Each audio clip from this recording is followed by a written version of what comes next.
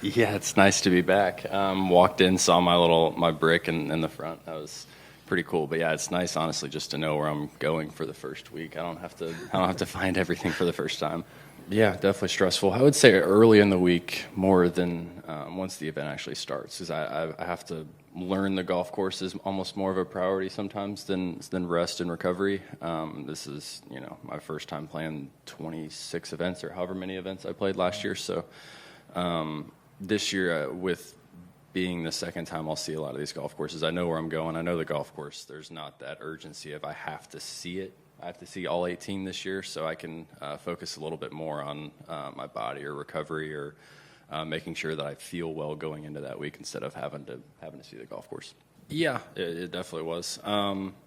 It was just a decision that it was either I needed to make it quickly or I was going to wait and kind of finish out that year with Alabama, because with Pebble coming up and some of the elevated events, and I wasn't, with that card or the 2.5-year exemption, I was losing time by not playing. So it was either, okay, I turn pro now, or I'm going to wait until after NCAAs, after the season ends, and then turn pro then.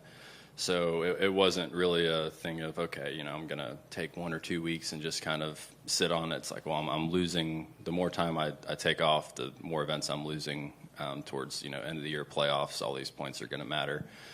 But yeah, it was, leaving my teammates and my brothers back home. It wasn't easy. And obviously Coach Sewell and Coach Schultz, they put a lot of time and effort into the season, and to kind of leave them halfway wasn't something that made me very happy. And then obviously to watch them kind of go on and towards the end of the year, it was tough not being there with them.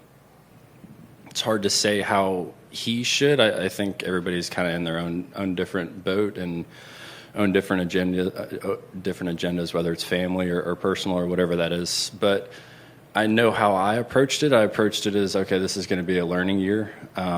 It's a big jump, and I knew that. I knew there was a difference between playing against college players and the best players in the world, and I knew I needed to get better in certain parts of my game, and seeing golf courses for the first time is different. You don't do that in junior golf and amateur golf. A lot of the courses you play over and over again, and a lot of these guys have a one-up on me there, but He's obviously a great player. He's succeeded in junior golf, and I had a lot of people out here that kind of helped me along the way and reached out a hand, and really everybody out here has been super nice and grateful towards me. So if there's anything I can give him, I'll definitely do that. But yeah, it's a big jump, and I'm excited for him. Excited for him to be out here and to see him, hopefully a couple times this year.